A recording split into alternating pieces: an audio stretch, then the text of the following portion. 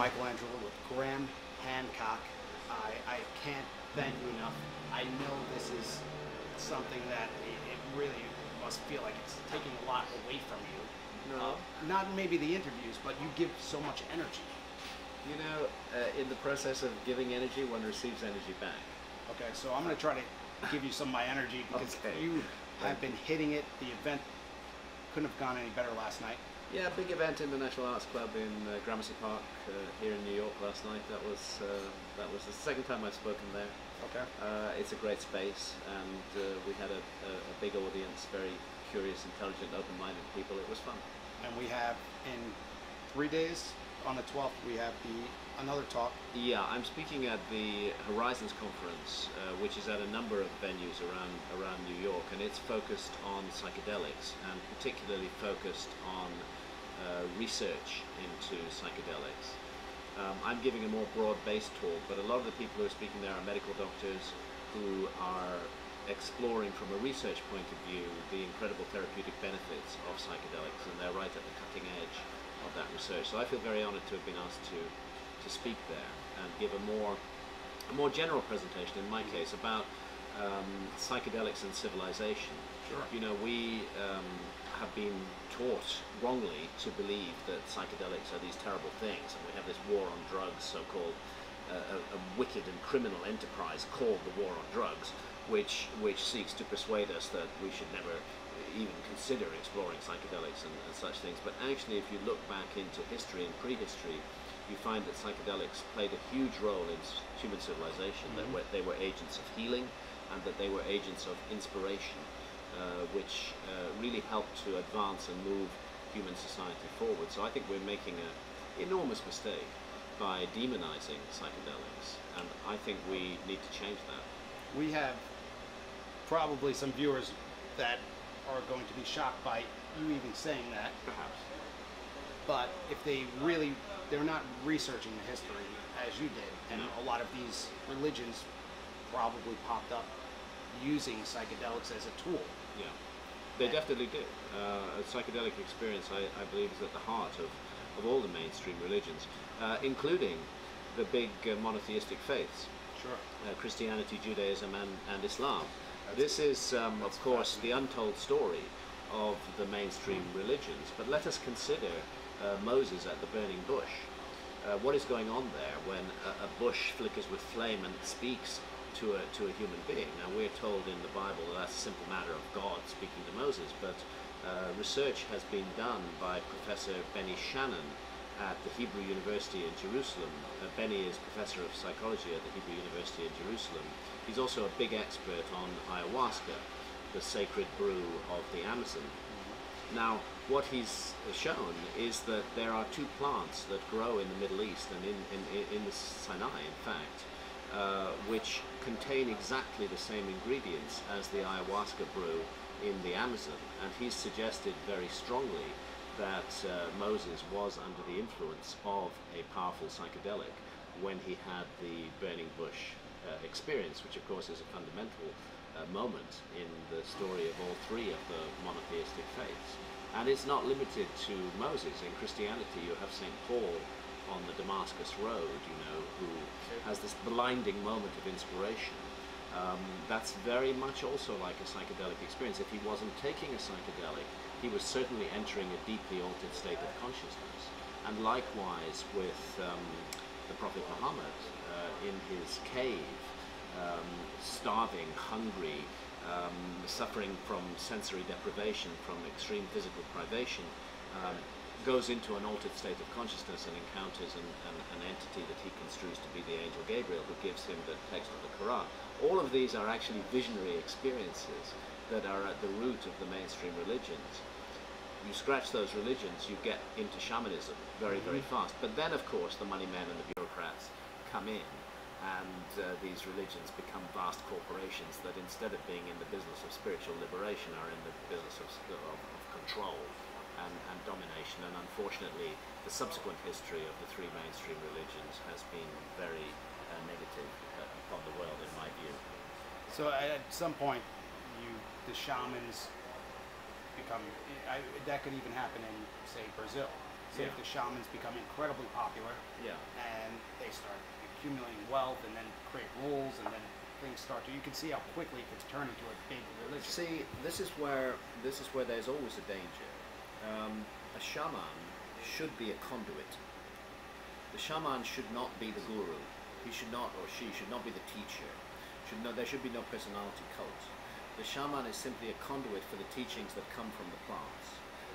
And the moment that shamans start developing personality cults, we're entering an area of problem. It's not about the shaman, it's not about the individual.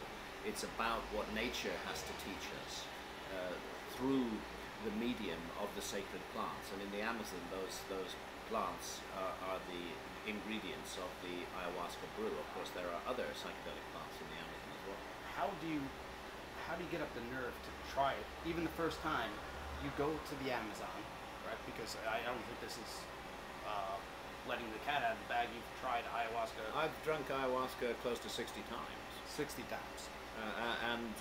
It's a regular spiritual practice for me. It's something that I try to do every year. Okay. I think it's really, really important for me personally to work with ayahuasca, and I won't share the details, but I drank ayahuasca in Los Angeles quite recently. It's now spreading around all over the world, and that was actually one of the very best ceremonies that I've ever had. I first encountered ayahuasca back in 2003, and at that time I was researching a book which was published in 2005, and that book is called Supernatural: Meetings with the Ancient Teachers of Mankind. Thank you.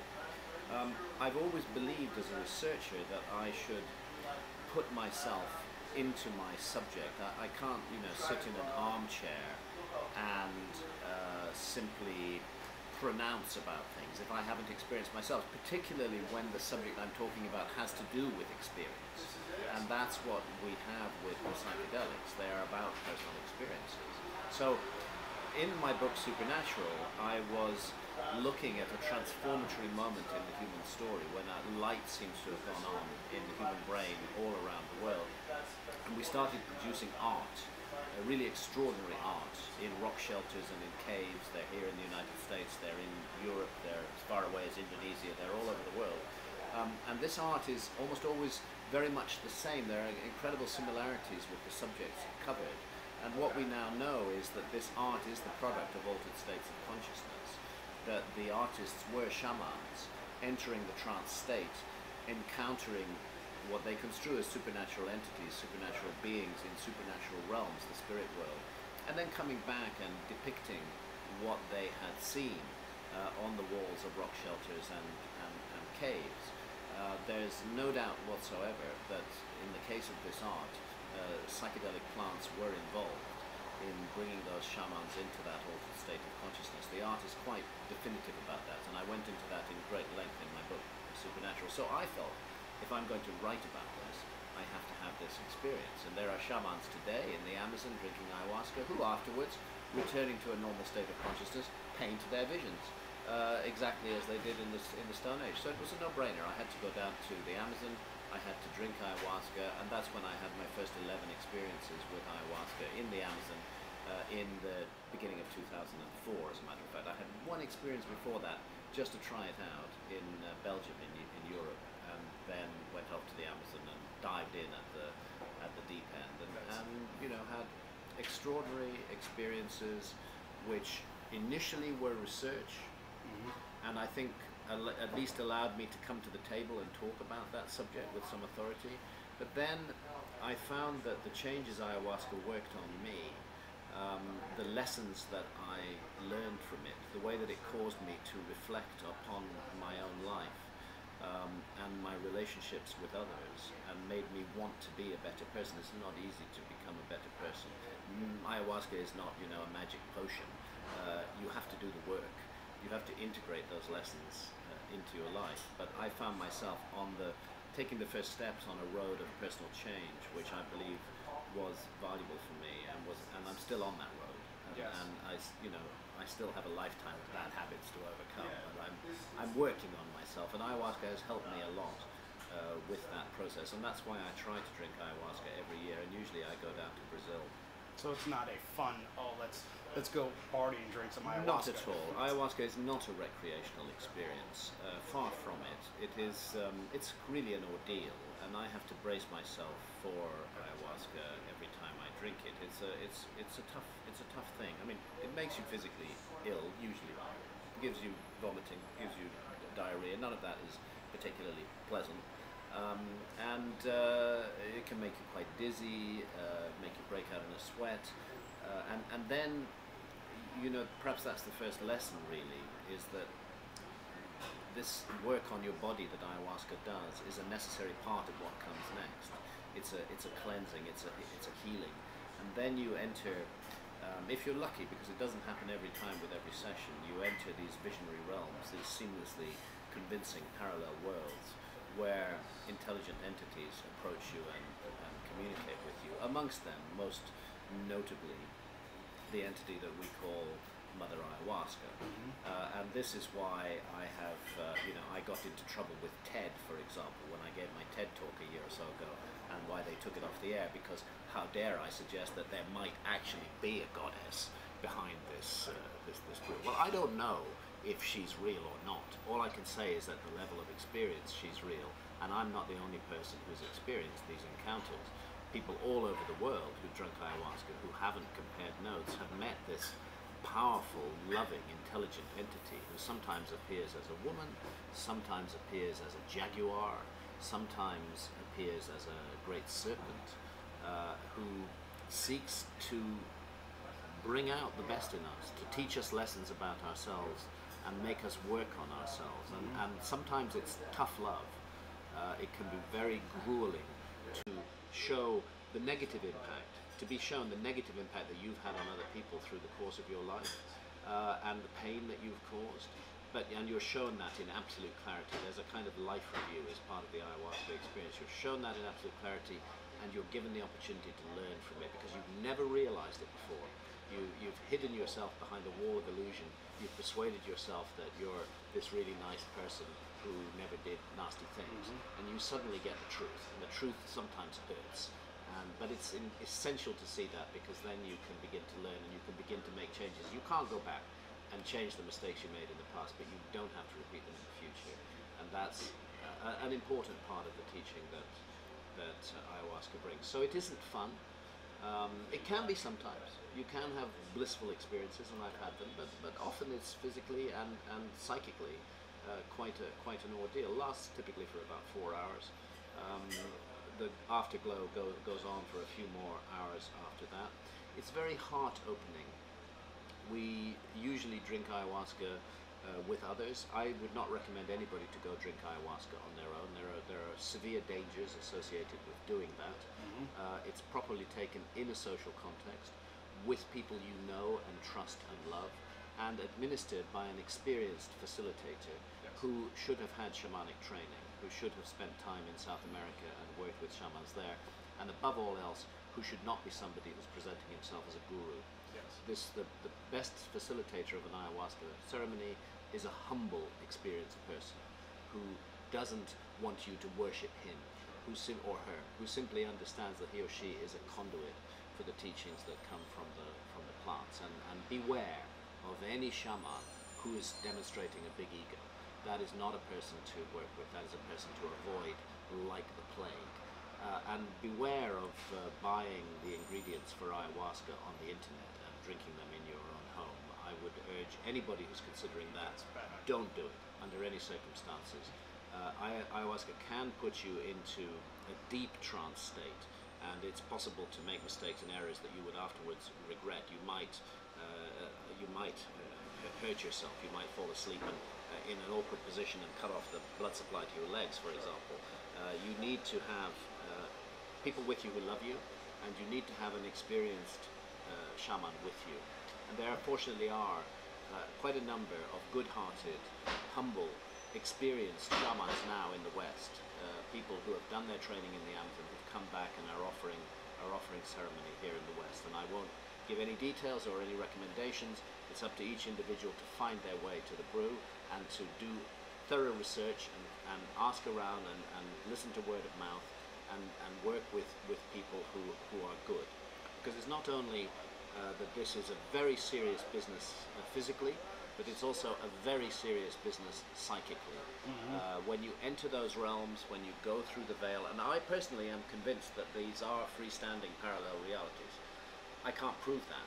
They may all be projections of our own minds, but when you enter these realms, you encounter negative as well as positive spiritual entities.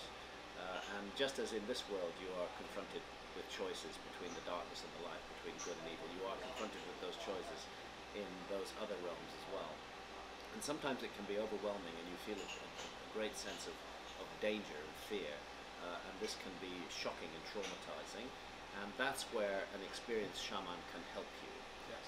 By singing the traditional songs, the ikaros, by laying hands on you, by working with you, they can bring you out of that traumatic state and back into a peaceful state where you can advance your journey. So I say, do it in a social context, do it with an experienced shaman, do your homework first, don't rush into this, there's plenty of time.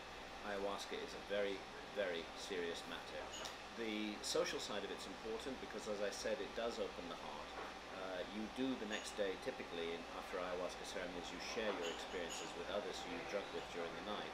And that sharing of experience is an incredible bonding moment. It's as though you've been in the trenches together, you know, you've been through an ordeal together, and afterwards you share it, and you have a sense of unity and oneness with those you've drunk ayahuasca with, and that stays in the memory, and you feel connected to those people for the rest of your life. The one piece of advice I'd give, however, is never do a business deal within 2 weeks of an ayahuasca session, because you're just going to give everything away. You should put that on Twitter right now. Just giving a little advice. Well, salud, you just drank a cup of ayahuasca. Thank you. It is fascinating. And has this warm, loving, very powerful personality, and that you feel that when I speak of Mother Ayahuasca, and I'm not alone in this feeling, you feel that you're confronted by the Mother Goddess of our planet, that her business is the planet, her business is the great rainforests and the great rivers that flow through them, that are generators of life, that are generators of all the biodiversity and indeed of the air we breathe. That is her fundamental preoccupation, and that's why many people who drink ayahuasca emerge with a new feeling for the rainforests that they may never have had before. Even if they didn't drink ayahuasca in the middle of a rainforest, even if they drank it in the middle of New York City, the rainforest will come to you. Ayahuasca, in that sense, is the consciousness of the rainforest who is speaking to us, of the old growth trees.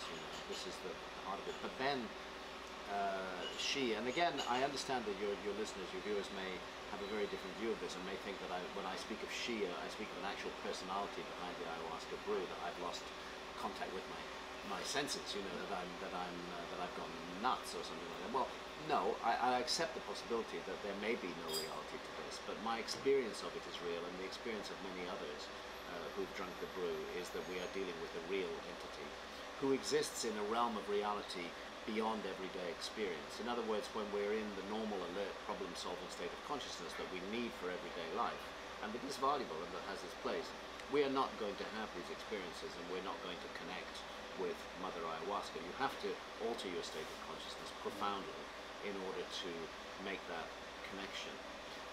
The active ingredient of ayahuasca is DMT, dimethyltryptamine, and a very serious research project was done at the University of New Mexico in the 1990s by Dr. Rick Strassman, giving pure DMT in the form of an intravenous infusion to human volunteers.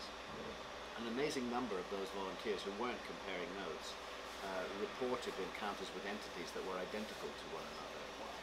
And in fact, several of them were told by the entities, "We're so glad you've discovered this technology. Now we can communicate with you more easily." Rick Strassman is a very grounded medical doctor.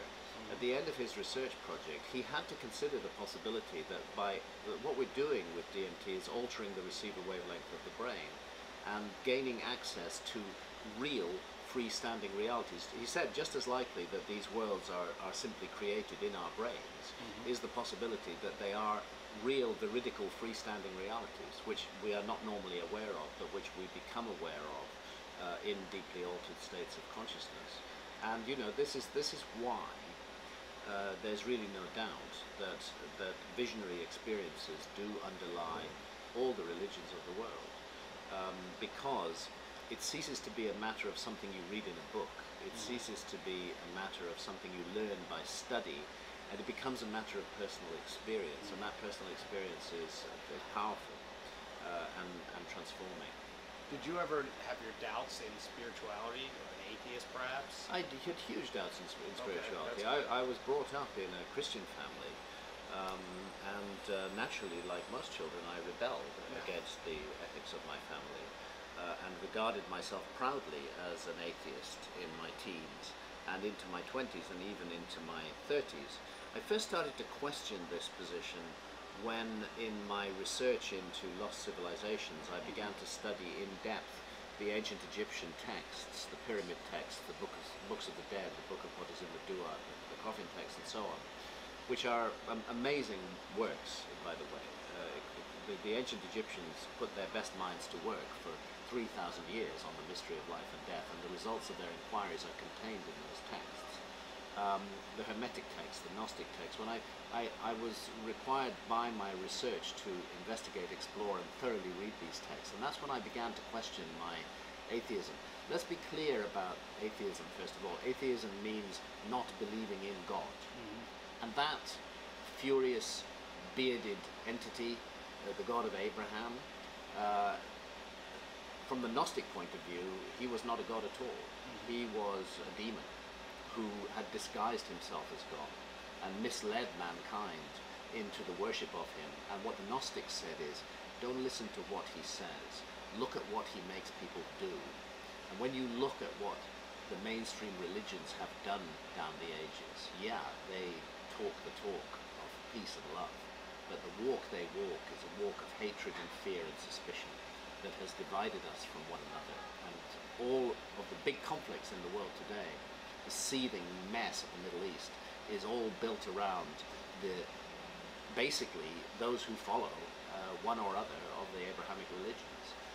So, you know, I think we have to consider that the Gnostics may have had a point when they said, yes, there is a supernatural entity who pretends he is God, but he isn't God.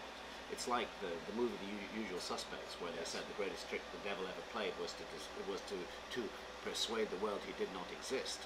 The Gnostics take it one step further, say the greatest trick the devil ever played was to convince the world that he is God.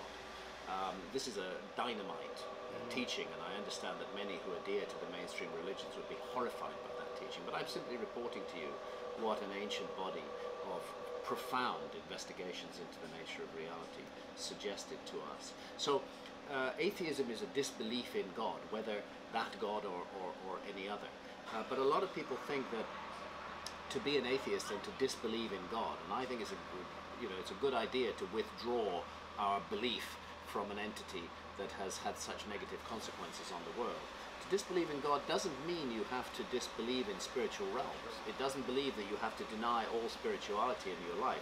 It doesn't mean that you have to, like, you know, Professor Richard Dawkins, become a total materialist who claims that there is nothing more to reality than the material world, that we are just meat, you know, who accidentally have consciousness by the workings of our brains. It doesn't mean that at all. You can accept the notion that we are souls, that we are spirits, having a temporary material experience, incarnating in a physical body, going through life, learning the lessons that life has to teach so that we may perfect and grow and develop ourselves. You can believe that. You can consider that without having to believe in God. You know, so atheism and an absence of spirituality are not necessarily the same thing. I think that's so powerfully said, and if you, at some point I was listening to a lot of Richard Dawkins and Sam Harris, and I respect both of them. Sure, but Richard Dawkins and Sam Harris are very smart guys. But it leaves you with this empty feeling of what's it all about? Both Richard Dawkins and Sam Harris will say that those who do believe in an afterlife, who do believe that consciousness survives death and we go on, that they have that belief because it's comforting to them. They suggest, I've heard them say this, that this is a fantasy belief that we have to comfort ourselves when confronted by the reality of our own deaths. I would say, go read the ancient texts more closely. There is nothing comforting about the idea of consciousness surviving death. Actually, it's much more comforting to imagine that you get out of this game free of charge, that when it ends, it's over, and there are no consequences. If you study the ancient texts, you'll find that every thought, every word, every deed, every second of your life, everything counted. And you will be called to account for what you did with this precious gift of life that was given to you by the universe. You will be called to account for everything. And that is a terrifying thought. That is not a comforting thought at all. And it requires you to consider what you're doing with your life in a way that a disbelief in any transcendental consequences lets you off the hook very, very easily. So I don't think it's comforting. I think it's worrying. The ancient Egyptians have a place that is a symbolic system, but they called it the Judgment Hall of Osiris, where your soul is weighed in the scales against the feather of truth and justice and cosmic harmony. And you do not want your soul to be heavy in those scales. The ancient Egyptians they had a forgiving view of human nature. They understood we make mistakes. Actually, that's what we're here to do. We're here to make mistakes and learn from them. The question is, did you learn from your mistakes? If you did hurt somebody else, did you subsequently regret it and try never to do that again? Did you learn? They looked on their lives, on the course of life, like a sculptor might look on a work of art, on a work of sculpture that he or she has worked on all the way through their lives. And sometimes they mess up and they make errors and they get it wrong, but then they work around the problem and they improve and refine, so that at the end you should be able to stand back and look back on your life as a work of art and say, yes, I made mistakes, but overall, by and large, I did good. And that's the objective. And not only I did good, but I also got it. I got what it's about to be here, this mystery of being alive, this mystery of experience, this mystery of fine choices between good and evil, between dark and light that confront us every minute of every day.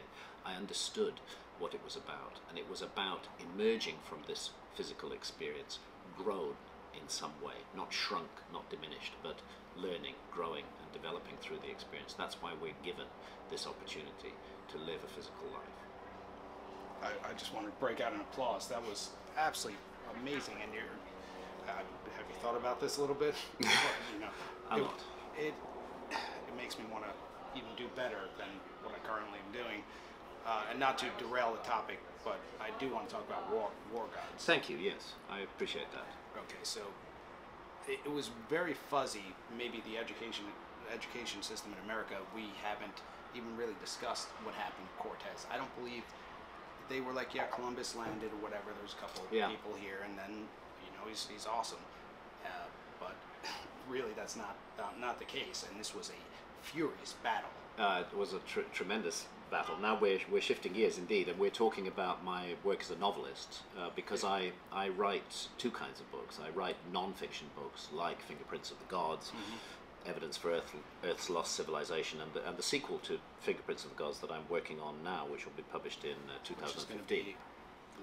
When that comes out, I'm going to just be so excited. Great. Well, I'm bringing a whole lot of new evidence to the table about the lost civilization and the cataclysm that destroyed it. But I have a parallel line of work, and that is as a novelist, and actually that's because of ayahuasca. I had a series of ayahuasca experiences in 2006, which gave me a very powerful impulsion to explore my talents, such as they are as a writer, in the field of fiction as well as in the field of non-fiction. I was led to understand that there are certain stories, certain extraordinary ideas that you can only really properly explore in fiction. Why? Because in fiction you have to get inside the heads of your characters. You really have to be in their place, and that you don't do that in non-fiction. Non-fiction is about footnotes and references and a detailed intellectual approach. This is about emotional, imaginatively identifying with the characters you're writing about. And that my theme, I was shown this very strongly in those ayahuasca visions, would be about the battle of good against evil, which I maintain is a battle that all of us fight every day in our lives, from the smallest detail to the largest detail. And the first novel I wrote, published in 2010, was called Entangled. And it's a quick summary. That is two young women, one living 24,000 years ago in the past, one living in modern Los Angeles, who are brought together by a benign, positive supernatural being, in fact, Mother Ayahuasca, to do battle with a demon who travels through time. And they must step outside of time and encounter one another and work together to overthrow this demonic entity and prevent his misleading of the human race. I then went on to write what is now the first two of a series of 3 novels about the Spanish conquest of Mexico, and that's the series of novels called War God. The first volume, War God, Knights of the Witch, was published in 2013, and the second volume, War God, Return of the Plumed Serpent, is published actually just yesterday. It was published on the 9th of October, and it's available now.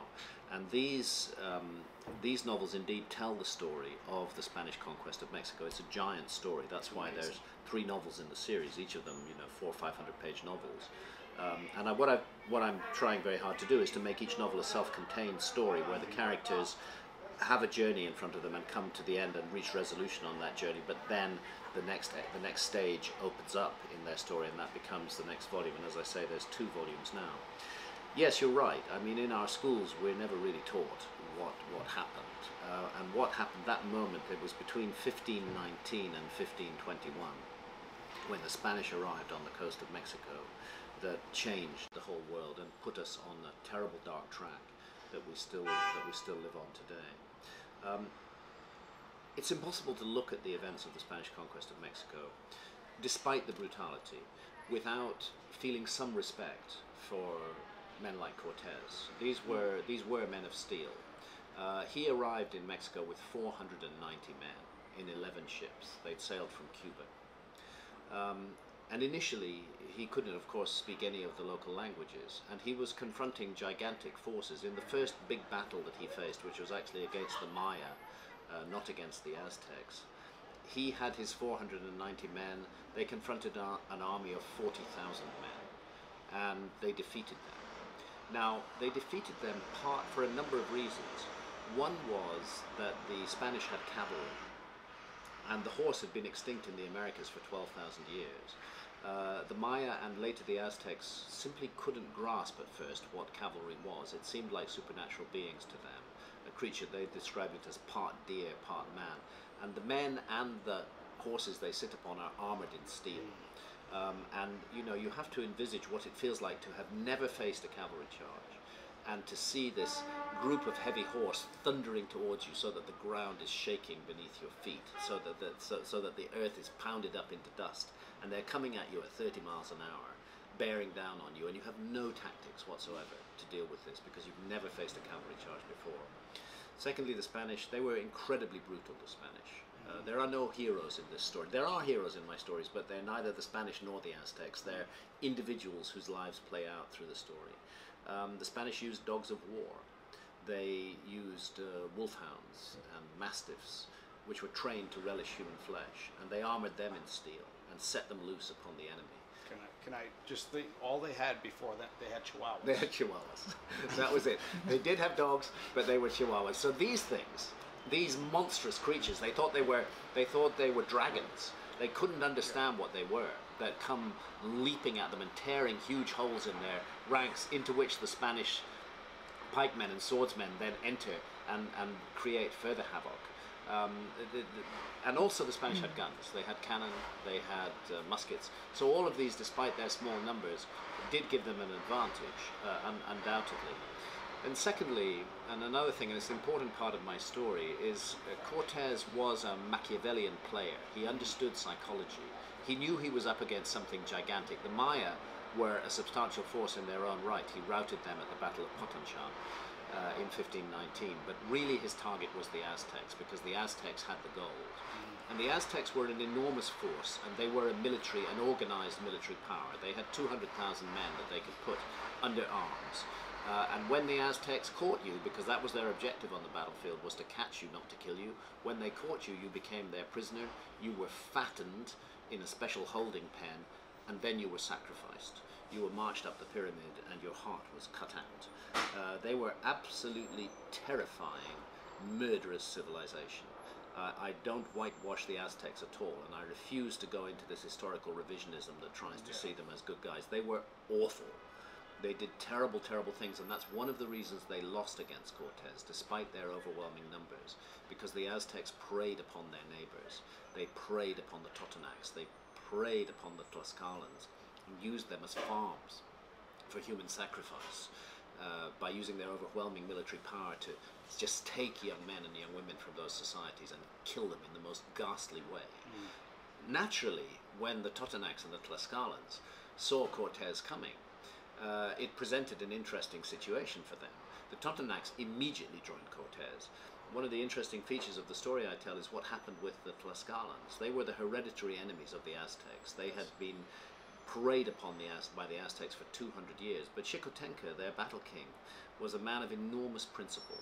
And when he saw Cortez, of course the elders of his society said, you must join with Cortez immediately and overthrow our enemies, the Aztecs. Xicotenca said, no, I'm not going to do that. What he saw, he was very far-sighted, and he saw that Cortez represented the doom of all the civilizations of the Americas, and that he had a responsibility to fight him, even though it was in his interest not to. And he did fight Cortez, and he fought him tooth and nail, and I tell this story in volume 2 of War God's series, The Return of the Plumed Serpent, which is published now. He fought him tooth and nail until Cortez, by practicing terrorism, by destroying whole villages, by burning people at the stake, throwing people into pits of sharpened stakes, that he so terrified the elders of Tlaxcala that they forced Xicotenca to make peace with him, and then Xicotenca joined Cortez and carried on in the conflict against the Aztecs. If the Aztecs had been generous, loving, positive people, Cortez would have had no local allies, and Cortez would have been crushed before he even left the beach. But because the Aztecs were so cruel to their neighbors, they reaped the karma that comes from that, and that was that Cortez, with his 490 men, soon found himself with hundreds of thousands of local auxiliaries who were fighting on his side. The other thing about Cortez that I need to tell you concerns a woman, and her name is Malinche, and she's a historical figure, and she's a key character in my story. In fact, two women are key in my War God story. One of them is a young witch called Tozy, who has supernatural powers. She's just growing into those powers at the beginning of the story, but she becomes more powerful as the story goes on. And another is a genuine historical figure. There were many witches in that society, and it's interesting. I've studied the accounts of them and put that to work in my story. But Malinche is a genuine historical figure, a renowned historical figure, as a matter of fact. She was given to Cortez as a prisoner when he defeated the Maya at the Battle of Potonchan. Amongst their gifts that they gave him as a sign of their surrender was 20 women, and amongst those 20 women was Malinche. Now, up till that point, Cortez had been able to talk to the Maya because there was a Spaniard who'd been shipwrecked in the Yucatan, been there for 11 years, and Cortez grabbed him and used him as a translator to speak to the Maya. But he had no way of speaking to the Aztecs. After he moved on from the Tabasco River and had his first encounters with the Aztecs, he suddenly found he couldn't communicate with them, and he used the power of words very, very effectively. He played upon the superstitions and the fears of those he confronted, and he was nonplussed at being unable to speak to the Aztecs. His Spaniard, who spoke Maya, couldn't speak a word of Nahuatl, the language of the Aztecs, and that's when Malinche thrust herself forward. She appears on the stage of history, and she lets Cortez know in no mistakable terms, she speaks both Nahuatl and Maya. She can work with Aguilar, that shipwrecked Spaniard. If he will put Cortez's words into the Mayan language, she will then put them into the Nahuatl language, and thus they will communicate with the Aztec ambassadors, and so on in the reverse. Pretty soon, she's dispensed with Aguilar. She's learned the Spanish language. She learns it in weeks. She's an incredibly brilliant woman, and she stands by Cortez's side. And what intrigued me about her, and what I'm able to do in fiction, is to give her a motive for that. Because Cortez admitted that aside from God himself, it was Malinche who gave me this Conquest of Mexico. She gave him the psychology of Moctezuma, and it was clear to me that she had a huge grudge against Moctezuma, and that right from the beginning, without any doubt whatsoever, she was determined to use Cortez as her instrument to overthrow the Aztecs.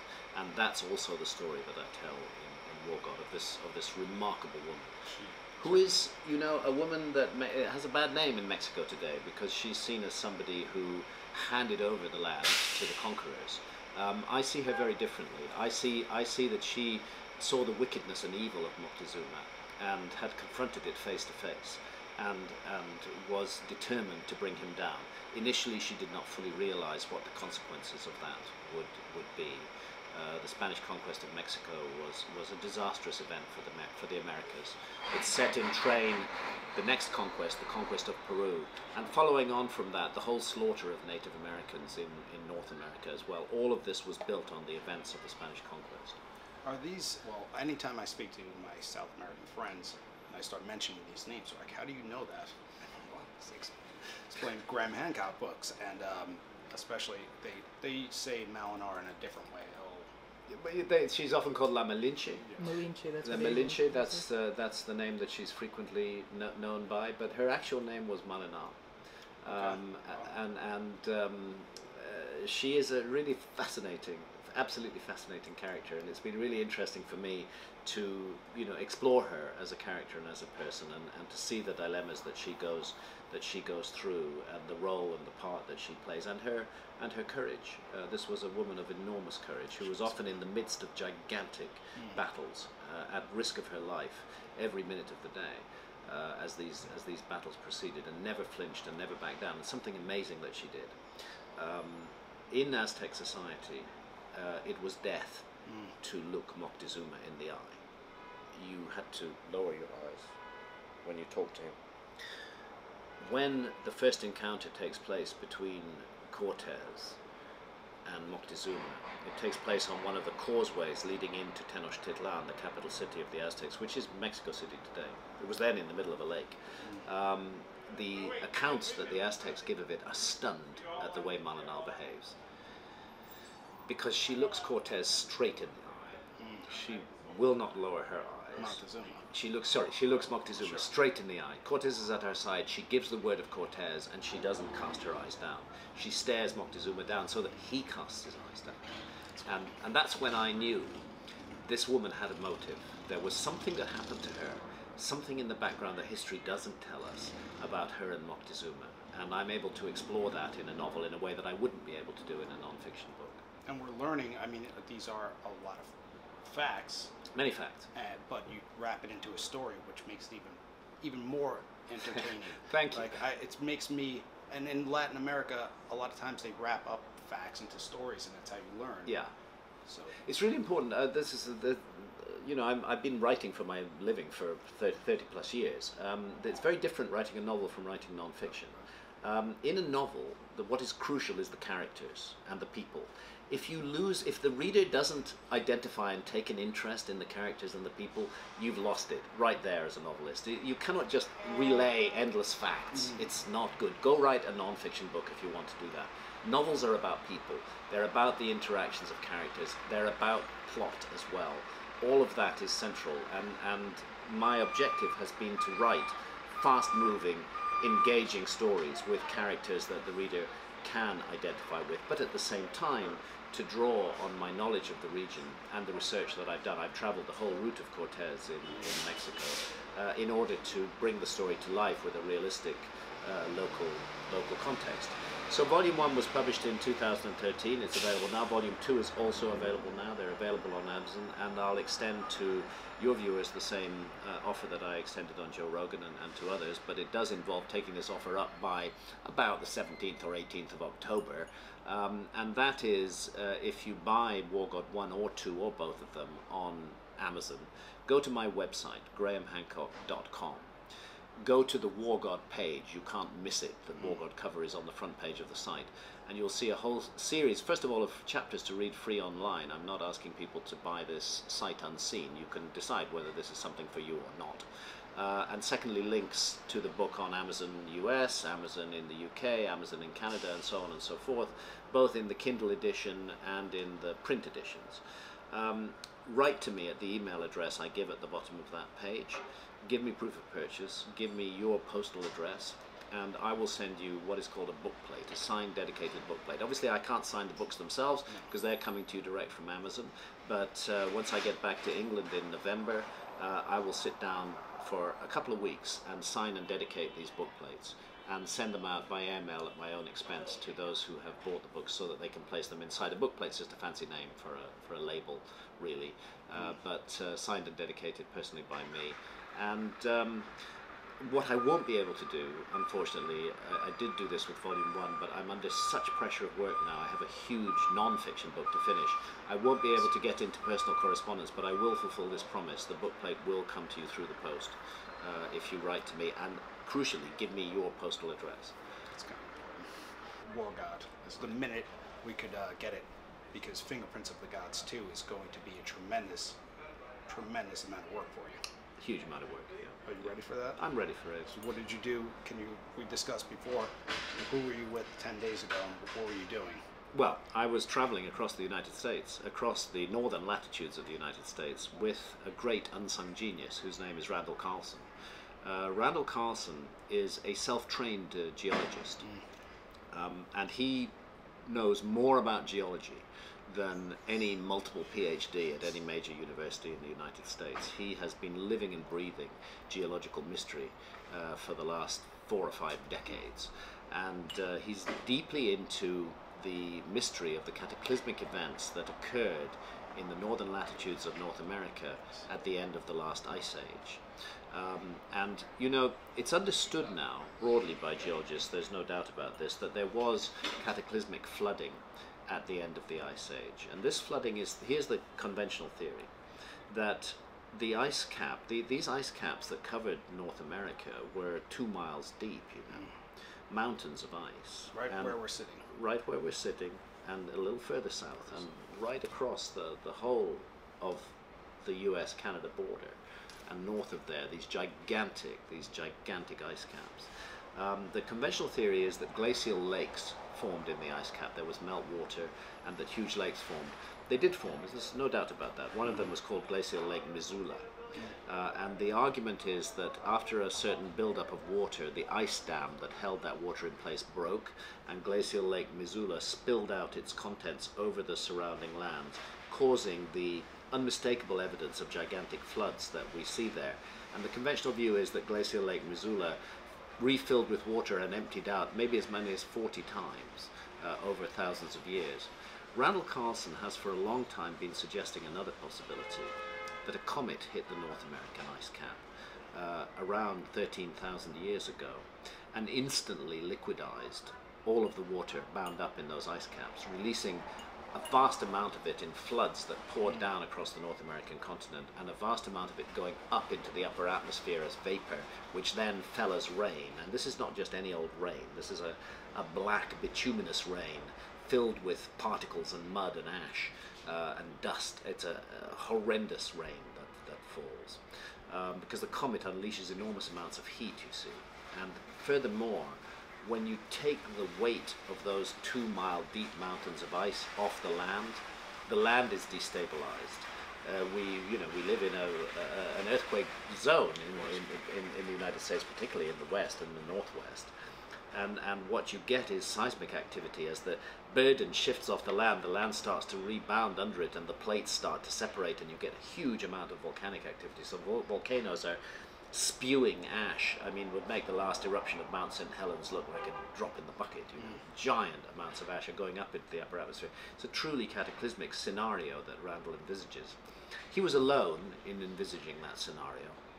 Nobody believed there was a comet until, from 2007 onwards, the scientific evidence began to come in bit by bit that he was absolutely right, and that a comet did hit the North American ice cap. And we can say exactly when. Within, give or take 5 years. It was 12,980 years ago. It was fragments. This was a comet that broke into fragments, and some of those fragments might have been as much as 1 kilometer in diameter. 4 or 5 of them hit the North American ice cap. It flew on on a diagonal course through the Earth's atmosphere and impacted with the European ice cap as well. And that's why simultaneously in Europe and North America there was dramatic meltdowns of the ice cap. So what Randall has been saying and what the new scientific evidence is proving is that it wasn't multiple emptyings of glacial lakes. It was a single cataclysmic event on a gigantic scale, which changed the whole world that we live in. North America was at the epicenter of the cataclysm, but it was a global cataclysm. That dust that was thrown up into the upper atmosphere shut out the sun's rays for more than 1,000 years. The Earth plunged into a period of darkness and extreme cold, which geologists have known about for a long time. They call it the Younger Dryas, but they didn't know why it happened. Why did the climate change so radically at that moment? Just when the Earth was coming out of the Ice Age, suddenly it goes back into an extreme cold, which is colder than the deepest phase of the Ice Age. And we lose all the megafauna, the mammoths, the mastodons, the woody rhinos. They all go extinct at that time. Obviously something happened. Now we know what it was. It was a comet impact. Randall Carlson was right all along. The new scientific evidence, it's called the Younger Dryas boundary field. They're finding nanodiamonds. They're finding layers of platinum in the Greenland ice cores. It leaves no doubt whatsoever. There's been a debate about it, but the debate is over. We were hit by a huge comet 12,980 years ago. It wiped out the megafauna, and I believe it's also the smoking gun that lost us a whole advanced civilization of prehistory that is remembered in myth and legend and tradition all around the world. And this is why I've made this journey with Randall. He's been showing me the features on the landscape. Anybody who can get to Washington State in particular, it's really intriguing. I must emphasize that this event occurred across the whole of the northern parts of North America, but it's particularly evident in Washington State. Over here on the East Coast, you can see it in the scablands of New Jersey, the Finger Lakes of New York State. These are all caused by that same flooding.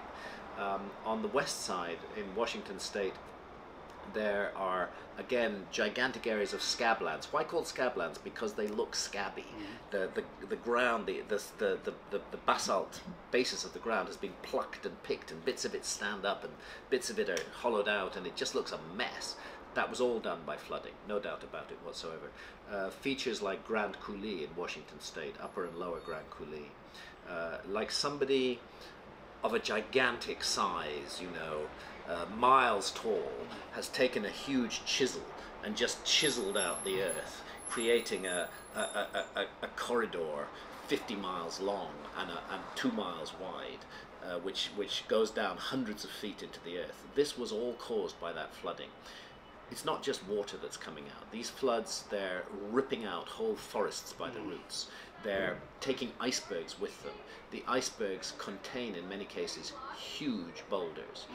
There's one at Wenatchee, which weighs close to 18,000 tons, which is perched 500 feet above the valley floor. Why? Because it was in an iceberg, and that iceberg grounded against the side, what was then a hillside, and stuck there, and gradually afterwards the ice melted away, leaving the boulder in place. So you've got a flood that's jostling with gigantic heavy icebergs, that's filled with ripped up forests, that's filled with huge amounts of silt and sediment.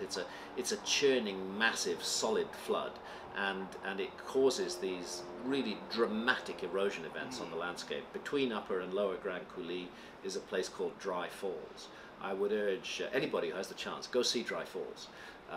Because there we have a huge dry waterfall. It was a living waterfall during the flood. Today it's all dry. It's 5 times wider and 3 times higher than Niagara Falls. Wow. Niagara Falls is the result of thousands of years of erosion that have created those falls. Dry Falls was created in 2 weeks. It was created in 2 weeks by this horrendous flooding unleashed by the comet impact. And it's just stunning to observe it and to imagine what went on there. So I've had the privilege of doing this journey with Randall, seeing the landscape through his eyes and really getting it, really understanding that we were here in North America at the epicenter of a global cataclysm that changed the world and changed the story of human civilization. That's just incredibly fascinating. Not even just fascinating, but leaving the boulders out, and how else could that possibly get there? Yeah, there's no other explanation. These are they're called glacial erratics. That's the only way they get there. The rock that's dumped on those valley sides came from hundreds of miles away. And it must have been pretty fast. Fast, yes, yes. These floods were moving at colossal speed, and they were 1,000 feet deep. You know, it was a truly, truly terrible event. So we have the smoking gun that I believe lost us a whole civilization, and at the same time, there's a huge amount of new archaeological evidence coming out. These are the reasons why I'm writing a sequel to Fingerprints of the Gods. It's a wholly new book. It's not an update of Fingerprints. It's going to be called Magicians of the Gods. We have Gunung Padang in Indonesia, where I've now made 3 research visits, a pyramid that is currently in the midst of excavation at the moment. And the evidence that's coming up from the carbon dating is this place is more than 20,000 years old. Nobody is supposed to have been building large-scale, 300 feet high pyramids 20,000 years ago. Our ancestors are supposed to have just been, you know, primitive hunter-gatherers. And likewise at Gobekli Tepe in Turkey, the German Archaeological Institute over the last decade has unearthed an incredible site of Stonehenge-sized stone circles that was deliberately buried by whoever made it 10,000 years ago, like a kind of time capsule. But the work started 2,000 years before that. That site is 12,000 years old, and again, that's the Upper Paleolithic. Our ancestors are not supposed to have been in a position to create large-scale architecture 12,000 years ago, and it calls into question the dating of many other megalithic sites around the world. Gobekli Tepe is special because it is a time capsule. It was deliberately buried. There's no doubt about the carbon dating. Other sites like Malinche in Malta or Stonehenge itself, they've been tramped over by many later cultures, and it confuses the carbon dating record. I think we're going to have to look again at our whole picture of history. I think we're poised on the edge of a revolution in our understanding of the past. If we think about the Twin Towers, after they're knocked down, we rebuild. Yeah. So what ancient people do on sacred sites, rebuild. They rebuild. They rebuild again and again. Many sacred sites that we're looking at, for example, Angkor in Cambodia, what we're looking at is simply the latest incarnation of a lineage of temples that had been built on that site going back thousands and thousands of years. And we'd be wrong if we thought that the latest incarnation defined the actual date of origin of that site. It's much older than that.